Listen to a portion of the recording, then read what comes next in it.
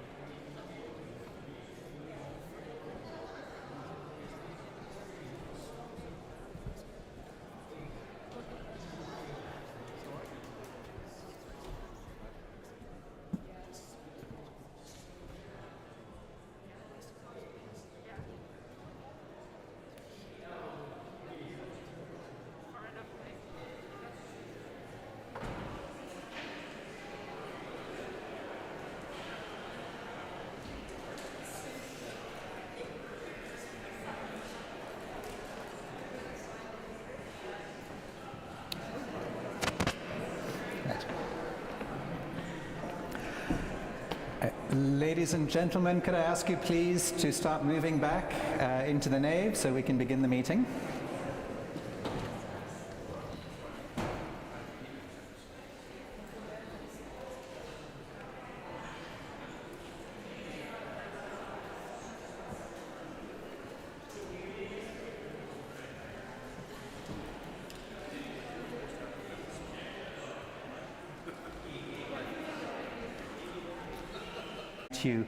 What do you want to give thanks for as we meet today to reflect together on the life and work of this church?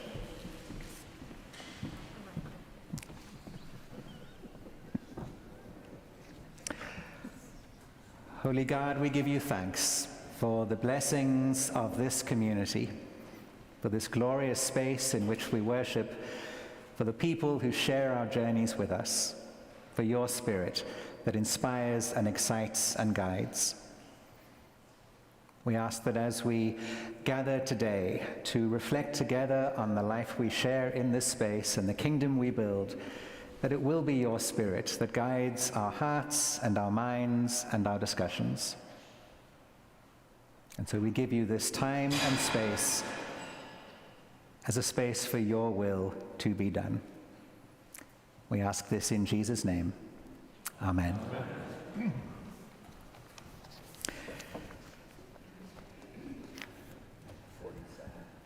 Okay.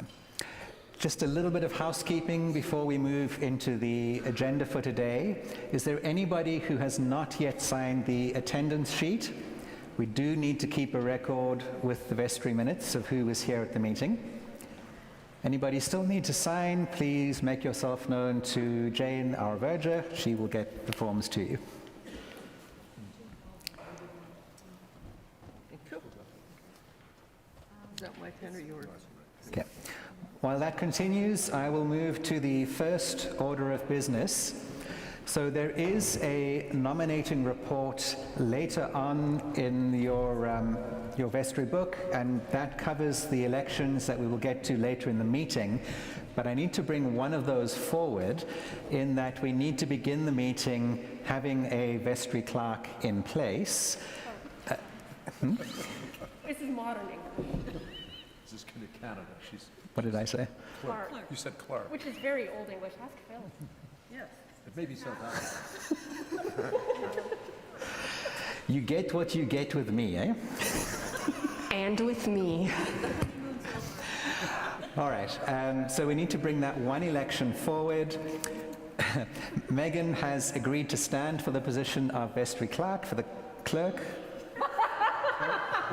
for the coming year. Would anybody like to hotly contest that? I will beg for you. Somebody else do this. So, first of all, would somebody like to formally nominate? Thank you, Carolyn. Seconded by Laurie. Any other nominations coming in? We're gonna I'm have s- We will. James, wow. Seeing no other nominations, the motion is put that Megan be elected. All in favor, please indicate. Anybody opposed? Overwhelmingly carried. Thank you, Megan. Have you not learned anything in the last 3 years? With that done, I would like to just take a moment to thank Jane for the incredible job that she's done over the last year.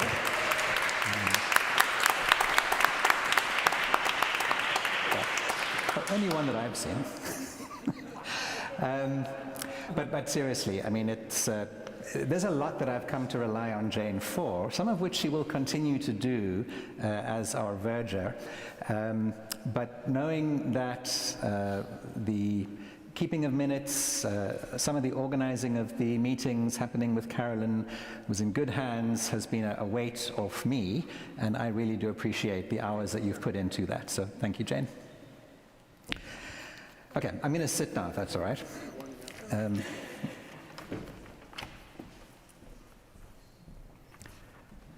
Okay, do we have an attendance number? 51, she just gave it to me. 51, thank you. So just to note for the record, there are 51 eligible voters at the meeting today. The agenda was circulated along with the Vestry package, so if you're looking for that, it's the, third page of the package. Well, it's part of the online stuff that was sent out as well. So this whole document was circulated electronically, and there were print copies over the last few weeks. Are you asking about people in attendance on YouTube? You can't vote on YouTube currently. Yeah. Sorry, did I misunderstand your question? Are you asking about the documents? Yeah. It was part of what was circulated electronically on the parish list, to the parish list. So it'll be in that email that you received. Where am I? Yeah, so I need approval for the agenda as it was circulated. Proposed by Laurie, seconded by Derek. Thank you. All in favor that this be the agenda of the meeting? Anybody opposed? Excellent, this is going to be a great meeting. Okay, that being the case then, the next item is the approval of the minutes. So those were also circulated electronically, and over the last couple of weeks, the printed packages that were available. Anything that we need to amend in the minutes of the last meeting?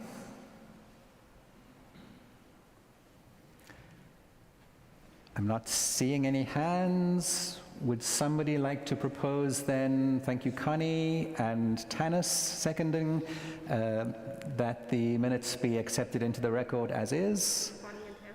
Yes. All in favor? Anybody opposed?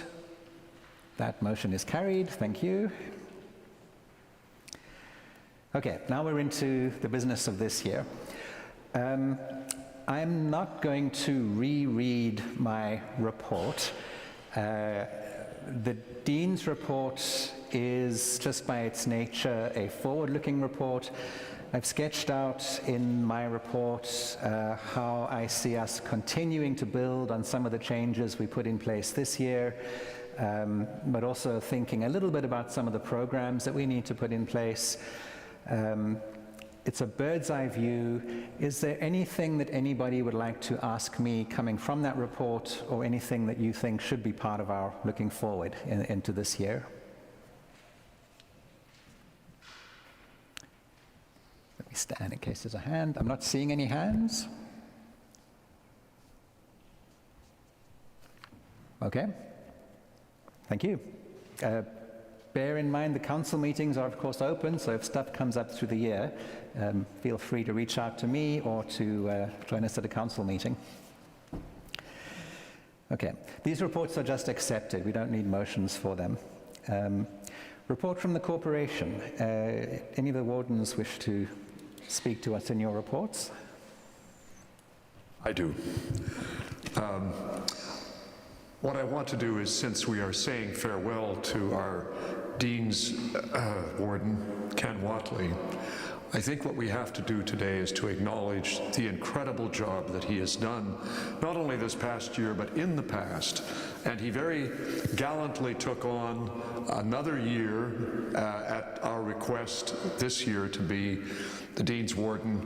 And what he did was just about every day he was here working on what we in Anglican speak called fabric, which is the building, which is this place that is always in need of work, whether there are hidden drains or whatever, the bathrooms or whatever, peeling plaster. Ken, first of all, he noticed it before anyone else did, and secondly, he knew what to do about it. And he was bird dogging this constantly. And so I want a huge round of applause for this man and what he did this past year. Thank you, Ken.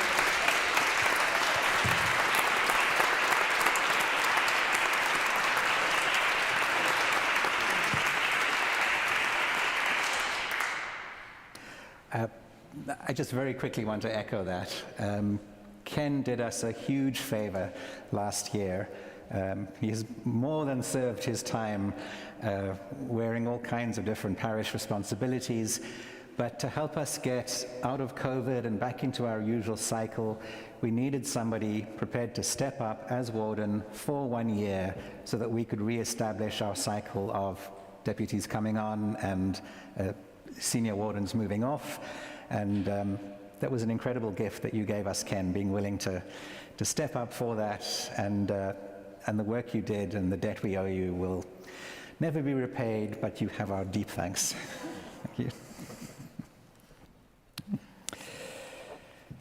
All right, any questions for the wardens on anything that you might have read in any of the reports? Seeing none, we will accept those reports. Thank you. That brings us then to financial reports. So here there is a little bit of a hiccup in the day's proceedings. We have a wonderful firm of auditors that we've used for some time.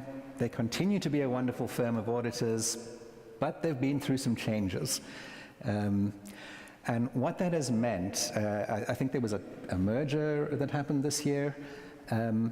In some ways, it's increased their capacity to do the job. This was the first year where we actually had somebody working on site for a whole week, being able to liaise directly with Marg to get all the information that they needed. It was a great system. Marg thought it was fantastic. What it has meant, though, is with their load changing, they have not been able to get audited figures to us in time for this weekend.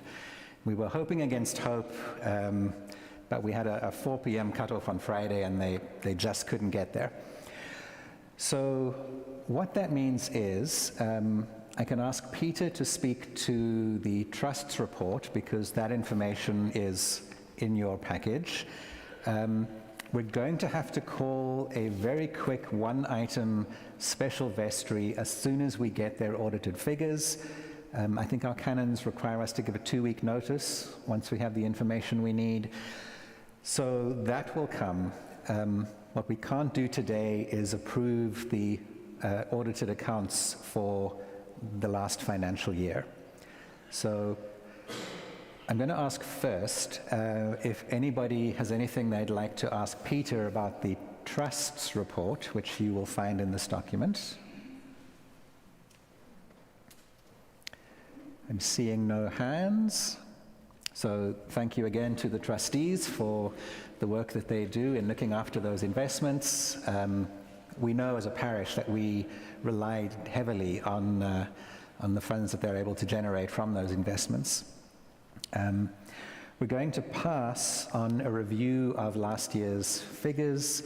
We'll call that one item, very short special vestry as soon as we can.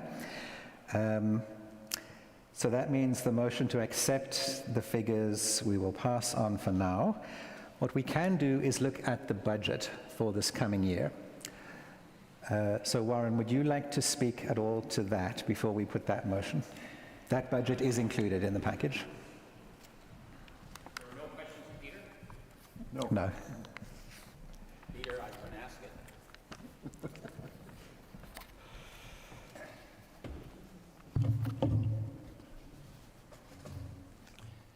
Well, because we don't have the audited report, I might spend a little bit more time up here than I would normally.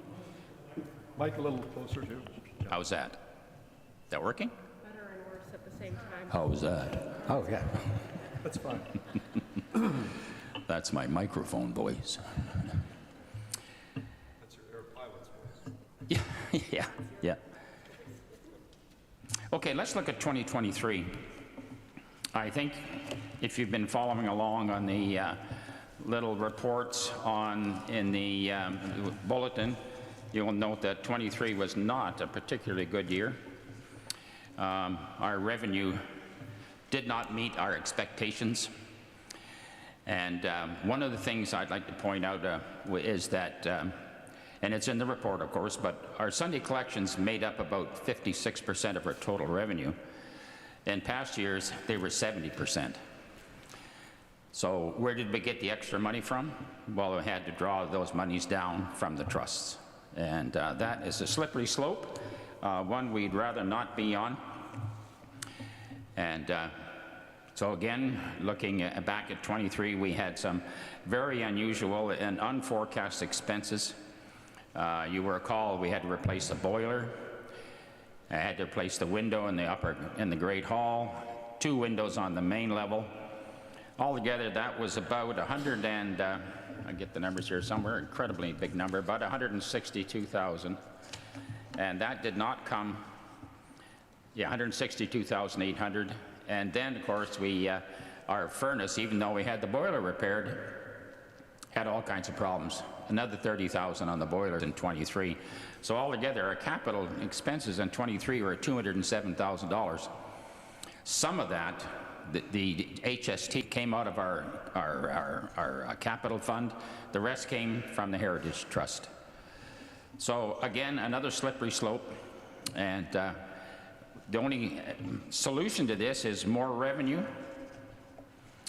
And where are we going to get that revenue from?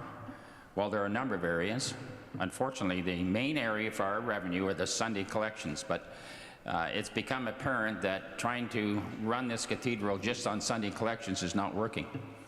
So we're looking at other ways to bring money in. I know that we're going to have a little campaign coming up in the next little while. I put out, and I sent out to everyone, pledge forms. Now, I hope everybody got one. So far, we've had 18 of them returned to us, and of that 18, about half the people increased their annual givings. And if you didn't get one, or you lost one, at the back on the table where fellowship was is a stack of pledge forms, and we would really appreciate that you fill them out, even if you're not going to change, so just so we have some idea of how we can forecast our expenses. Now, are there any questions on that so far? Because this is all in the Vestry report anyways. So I want to look ahead to 2024, and that's the forecast. And if you look at your papers there, you'll see that we are forecasting another, I will call it, challenge to the cathedral congregation, looking at collections of $375,000, even though we only raised $327,000 in 2023. I'm hoping that this is not an unrealistic number. The cathedral congregation rallied in December, and we came forward with some $67,000 for 1 month. So we can do it. We can do it if we put our minds to it. And we're going to have to put our minds and our hearts, and unfortunately our treasure, towards keeping this wonderful place going. Because if we don't start doing that, we're going to erode the trusts, and pretty soon we're going to have little or no operating funds. And so we're looking at that budget, and I'm going to ask for a motion to accept that budget. Are there any questions on the budget for 24? Thank you. Oh, do we have a roving mic? sorry, we'll pass around the hand mic. Yeah. Oh, that's why I won't turn over. Thanks. Warren, this is not a criticism at all, but this is the 23rd annual meeting I think I've been at with the same speech. And I suspect that the other churches in Kingston and in the diocese are going through exactly the same. And I'd ask through you, probably to the Dean, and it may need to go further and come back at our next meeting, what is the Synod, what is the diocese doing looking at too many churches?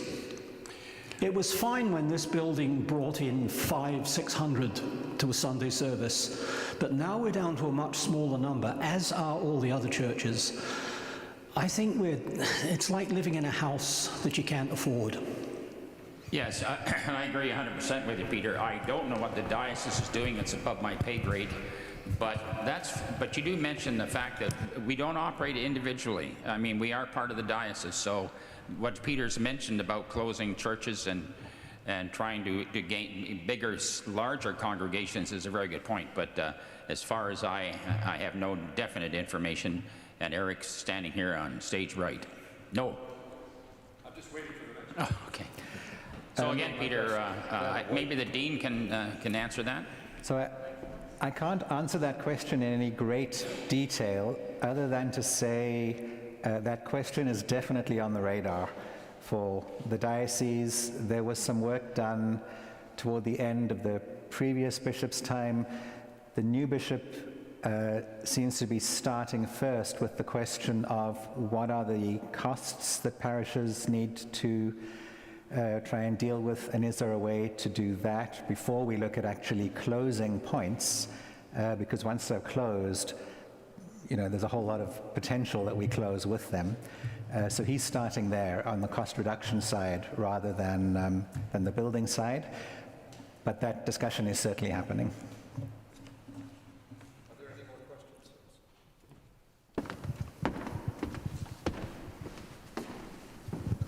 For the annual pledge, are you already counting in people who give pre-authorized givings on a monthly basis?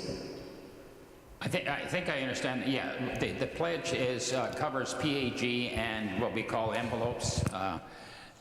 Yeah, so there's two parts to it, and both ask that you review it and increase, if possible, either your PAG or your envelopes. Okay.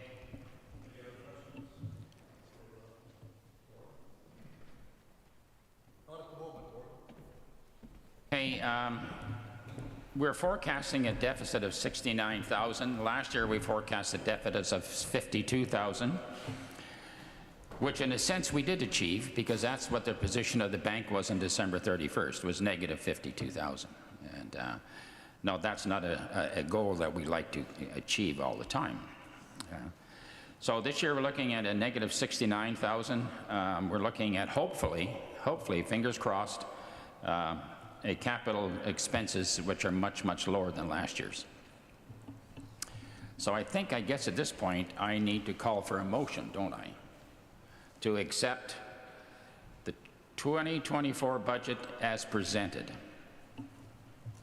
Seconder? Peter? Peter Case? All right. All in favor then of the motion? Any opposed? That is carried. Thank you. Now I'm going to take a bit more of your time. I'm going to talk about the first 2 months of January of 2024. In this first 2 months, both January and February, we failed to meet the monthly goals. We did in January, but only because one parishioner provides their annual commitment all at the once. But even if we parse that out over 12 months, we would not have met the goal in February or in January. In February, we didn't meet it either. But I have to tell you that in January, we received $113,000 as a remainder of a bequest. And in February, we received $30,000 from another parishioner. So that's a total of about $143,000 that we, plus the $12,000 we got from the other parishioner. we now have a bank account that's probably about $14,000. So you can see that if we had not received those bequests and the word on the street, we'd be in a world of hurt. And and the reason we had those expenses, we had to pay off the deficit from 2023.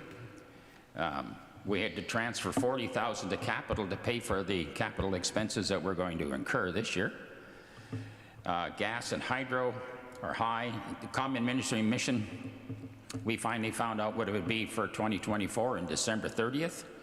As a result, we were paying what was demanded by the diocese, but that was $10,000 short from the actual figure. Hydro and gas, I mentioned. In February, we paid all those extra costs for the common ministry and mission. And of course, in 23, the insurance went from $32,000 to $48,000, and that was a no-notice expense. So we can't exist on windfalls.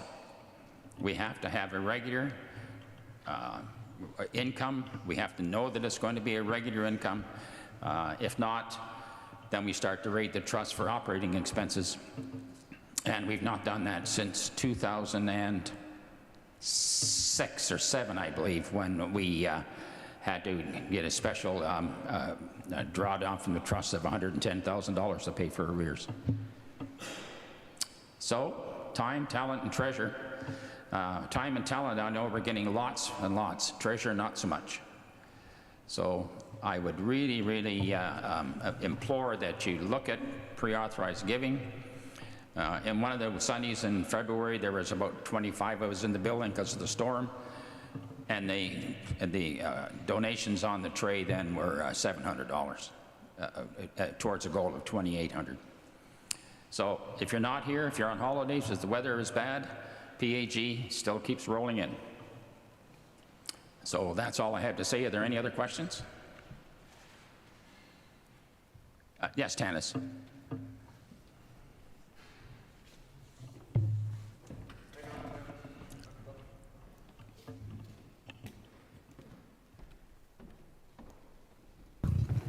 Warren, I think we need to really thank you for the fine work that you do for us and that you have been doing for quite a long time.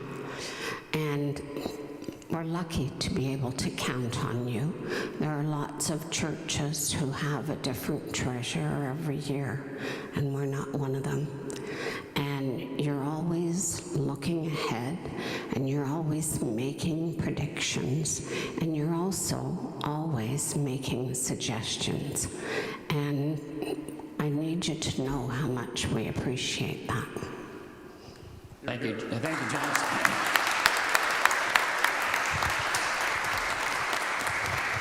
Thank you, Janice. Those are gracious words. I really appreciate them. And before I walk away, unless there are no other questions, I have to make sure the minutes reflect my undying support and pleasure for having Marg working with me. She makes me look good. She actually understands this stuff. And because as many of you know, I am neither an accountant nor a bookkeeper. So I really appreciate her work, and also the office staff, because they're a good backup as well. So those folks work tirelessly.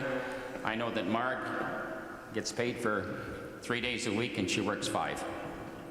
And the weekends. So we have a treasure there, and we really need to make sure that everybody knows how much work she does. Thank you. Just hang on. Any other questions? Did you? Oh. Are we looking at external sources of income? I'm sorry, can you say that again? Are we looking at external sources of income? Pre-pandemic, we had a number of organizations who were coming in, and that has not resumed to my knowledge. Are we trying to get people back in to generate some rent? First of all, yes, we are looking outside. One of the drawbacks with outside people that are not churched, there's usually a tendency for them to be willing to give towards heritage and buildings and stuff, but not so much for keeping the lights on and paying the salary. I know that Jan and Eric are looking at some forward plans. The first thing we started with was the pledge form, so we can get our own house in order. But specifically, I can't give you one. Okay. If there are no other questions, I need one more motion from you to appoint the auditor for the year coming. Yeah. I don't have in front of me their new name. The hiccup of this year notwithstanding, we actually like the auditors we have, and we want to continue with that firm in its new form. Yeah, Grant Thornton is the name of the new firm, and they did merge with Secker, Ross and Perry. So the motion for that, I'm just desperately looking through here as quick as I can. Pardon? I got it. Yeah, the motion is that the firm Grant Thornton Chartered Accountants be appointed as Cathedral auditors for 2024. Needs a seconder. Seconder? Peter. TJ? All right. So we have that proposal. I'm sorry, Peter. Oh, okay. Yeah. We're all good? So that motion's on the table. All in favor of reappointing the auditor? Anybody opposed? Carried. Right. Thank you, Warren. Okay, that brings us to the reports of other parish organizations. There's a lot in them. We're, again, not going to read them all. But is there anything that anybody would like to comment on or ask about that you've read in the circulated reports? Peter.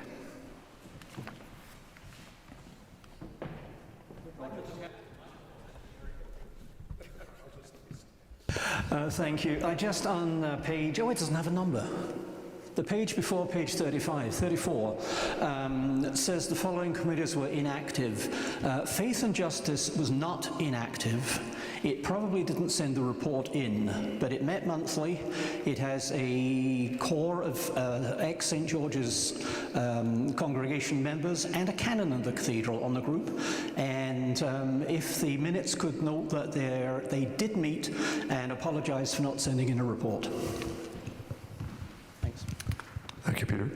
Thank you. That is definitely noted. Anything else from the parish organization reports? Okay. The agenda then does have a motion that we accept those as reflecting the broad work of the parish for the year past. I see Peter's hand. Is there a seconder? Laurie? All in favor? Anybody opposed? Carried into the record. Thank you.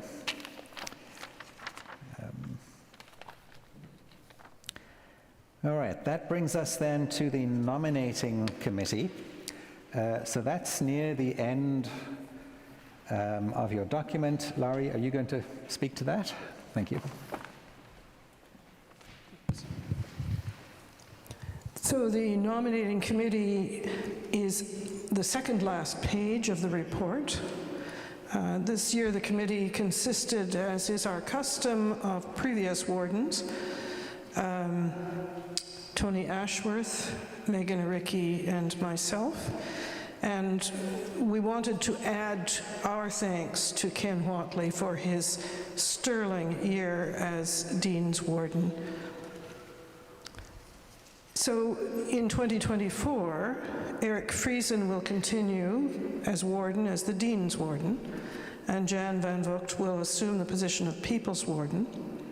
It is our recommendation that Matthew Wright be nominated as Deputy Warden. And Matthew was hoping to be here, and I do not see him, but we'll make him known to you as soon as we can get our hands on him. Oh, okay.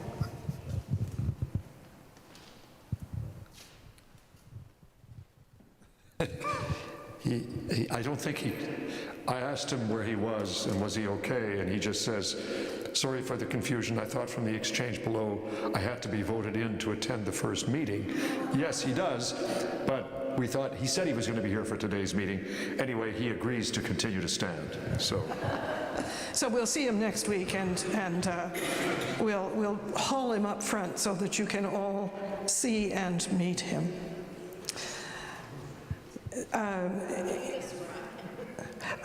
Yes, he is a younger male person about Megan's age, because he went to Older than I am. he went to school with Megan and with Blake at KCVI. He's a lawyer. He lives in Gananoque. He often brings his 2 daughters and sits towards the rail.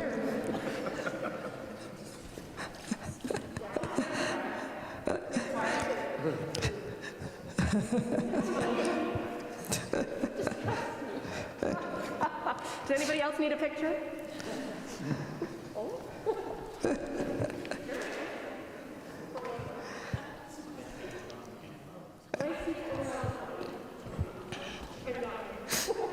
Anybody else? No? We promise to make him stand up next week. Yes. And he's now online as well.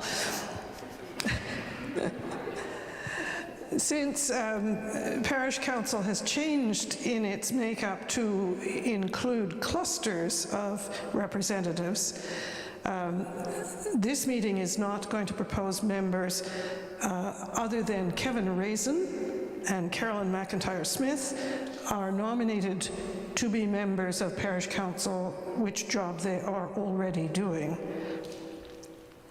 The lay representatives to Synod, Susan Everett and Jane Kirkpatrick, are nominated until next year's Vestry 2025, and Tony Ashworth is the alternative also to 2025. So there's no need for action there. The trustees for the Coombs, Cathedral, and St. George Heritage Preservation Trusts are Peter Case, who is nominated to 2027, or essentially forever. David Parker, who is a member till 2026. Eleanor Rogers, who is a member until 2026. Larry Norman's term expires this year, and the nominating committee would like him to continue, and he has agreed to continue as a trustee until 2028, or a year longer than Peter, which is a very long time indeed. And we have already approved Megan Ricky to fulfill the duties of vestry clerk. And I would just want to add my thanks to Jane for the years of service she has given to vestry. Peter Gower continues to serve as the cathedral archivist, although nobody asked him if he wanted to. And the same is true of Warren, who continues as treasurer, although nobody asked him if he wanted to. So essentially, the actions required from the nominating committee report are the nomination of Matthew Wright as deputy warden, Kevin Raisin and Carolyn McIntyre Smith as the members to parish council, Larry Norman as a trustee. So I would like to move the adoption. Just one small correction. Larry, the bylaws of the trust say that one of the positions has to be filled by a former warden, and Larry's been doing that. But the bylaw says that the former warden's position is a 3-year position, where all the others are 4. So it's actually, we'll just have to renominate him in 3 years. So it's not forever, it's 2027 then. And Aveley, you had a question. Actually, it's personal for the dean. Where do I fall in with synod there? Am I appointed by the bishop, or? Yes, I'm thank confused. you. Yeah, so you are a bishop's appointee to Synod Council. Okay, so it's different. So yeah, you don't get elected here. We're delighted that the bishop's appointee is part of this community, but that's a separate process altogether. Okay, thank you. So if I may, I'd like to move the nominating committee report, and I would have a seconder, and Aveley stuck her hand up. I'm right. Oh, Megan. My name's Nancy. Okay. I'll have penance later. Yeah, you will. Okay, so just so I'm clear, we have moved by Laurie, seconded by Megan.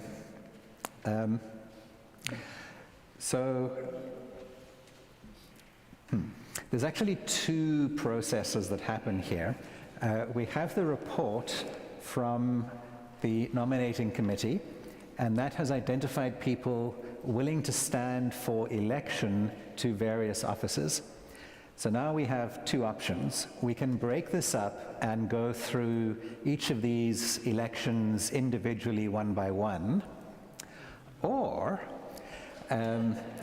if there are no other nominations for any of these positions, we can have a motion to accept this report and then accept all those who put themselves forward and consider them duly elected that way. But I need to know first, are there any other nominations for any of these positions? Seeing none, I will entertain a motion that we both accept this report and consider these people duly elected. I see Carolyn, and I see Father John. All in favor of proceeding that way? Anybody opposed? Well done to all these people. You are now officially elected.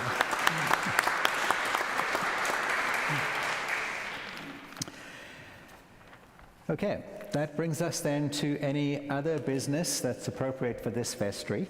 I do know that Jan has something she would like to speak to, and then I will open it up, and Susan, yeah. And then I'll open it up for any other business following that. Yeah. Susan?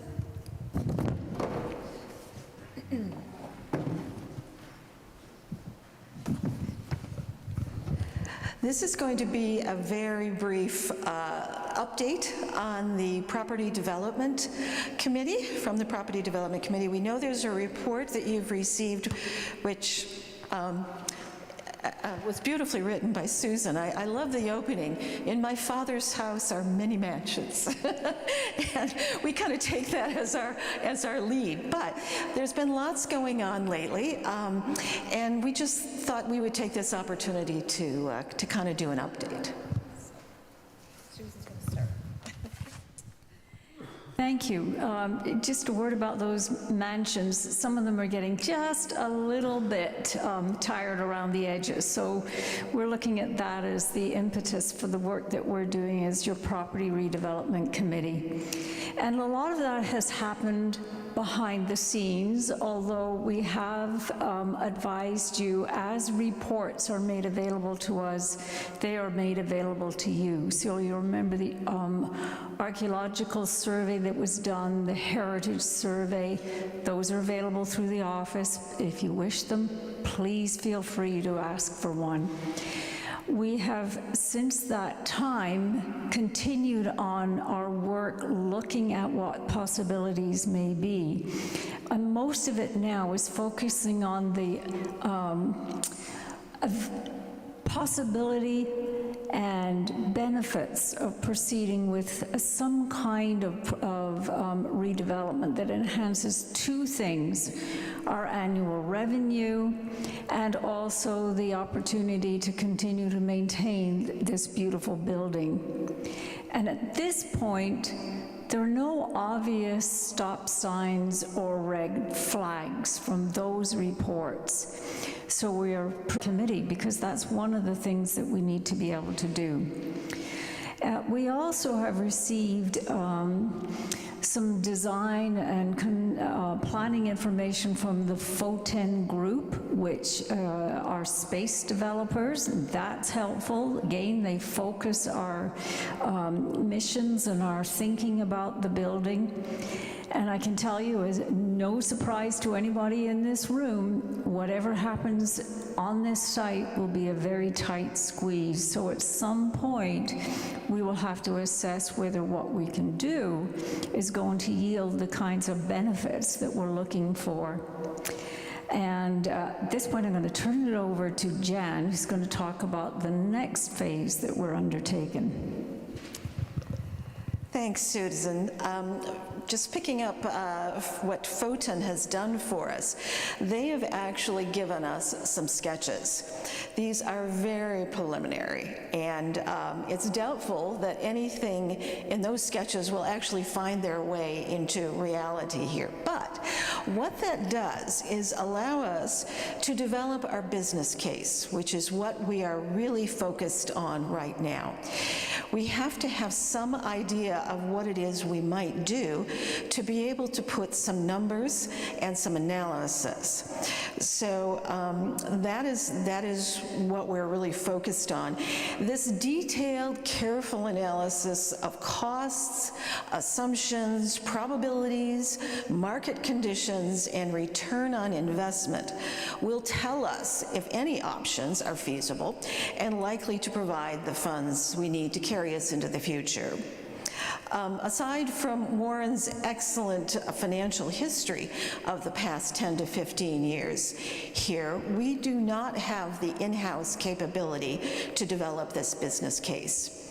We are presently in discussions with a group from Ottawa who specialize in not-for-profit organizations like us. They've worked with other churches, they're working with community groups. So we can find if we can tap property resources and provide assistance in redevelopment.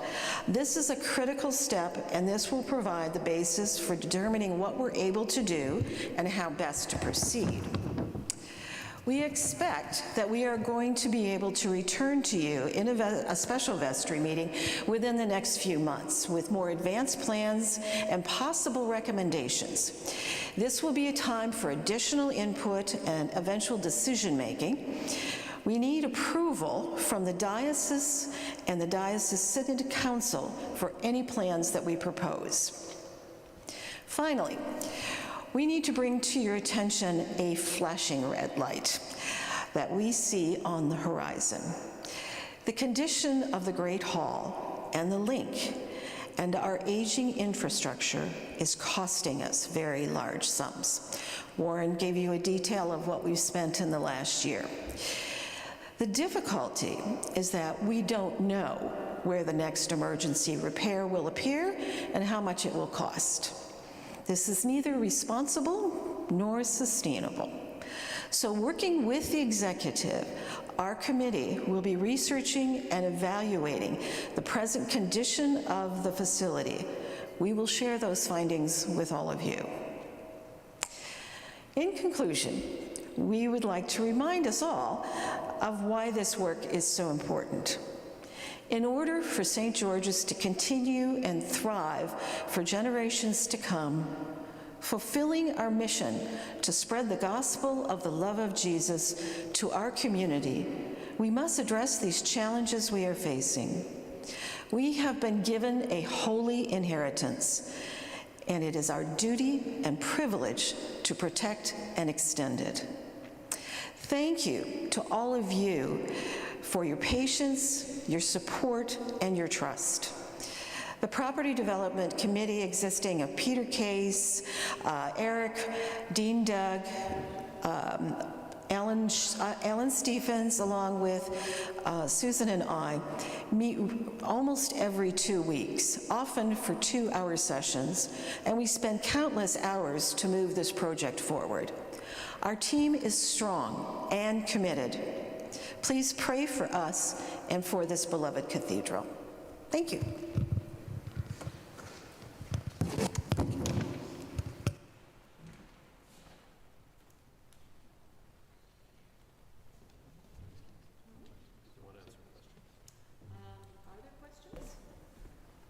Are there questions?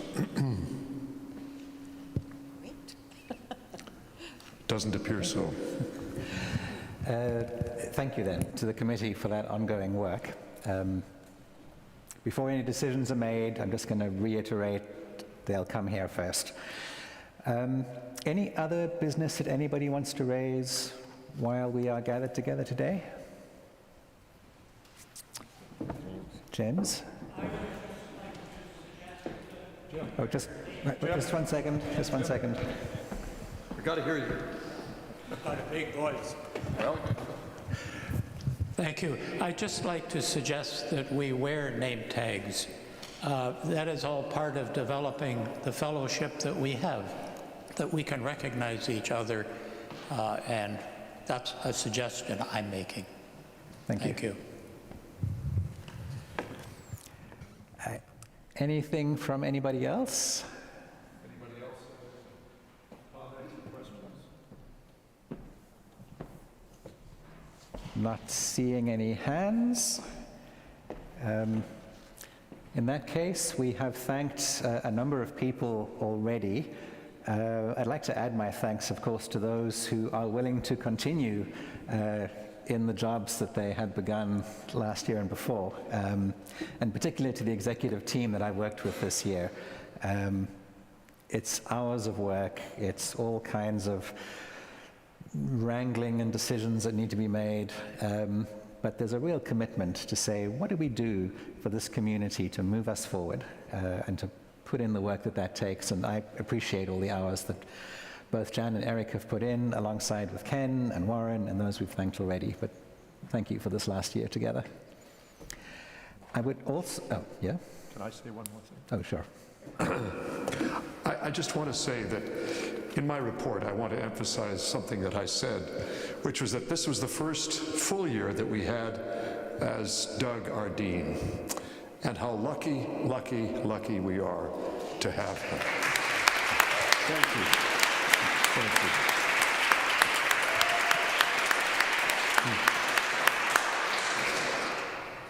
Thank you. Thank you.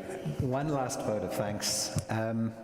There are a number of people that we have not thanked by name, but if you take a moment to look at the thickness of this report and realize that there's a couple of pages of finances, and then there are reams of pages of the work that people in this community are doing to build God's kingdom and to share the good news and to support the work that we share with each other. This document tells a story for which we all have to give thanks, for the commitment of all of us as this community together. And so, with grateful thanks to your thanks to me, I want to offer my thanks to all of you for what we do here together. Thank you.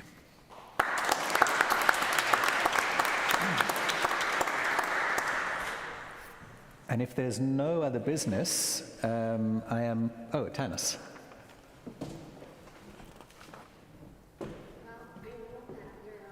Just 1 second, Tanis. Sorry, we'll get your mic. Got to hear you. Elementary principal, so I'm used to having to yell. I just have to say how lucky the choir is to be led by Brad Barbeau. And yes. And finally, we had him actually officially named as the director of the choir.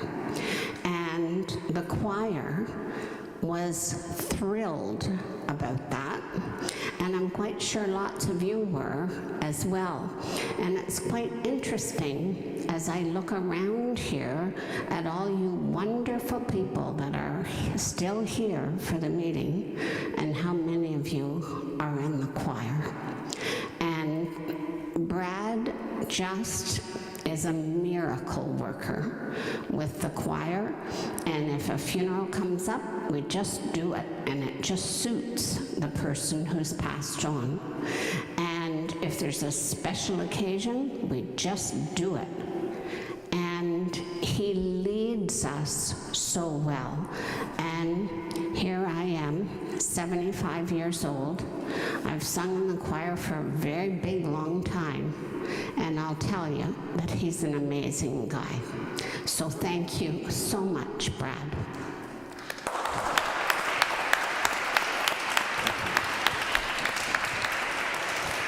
Thank you, Tanis. Thank you, Brad. You didn't stand to take a bow. Come on, Brad. Stand and take a bow.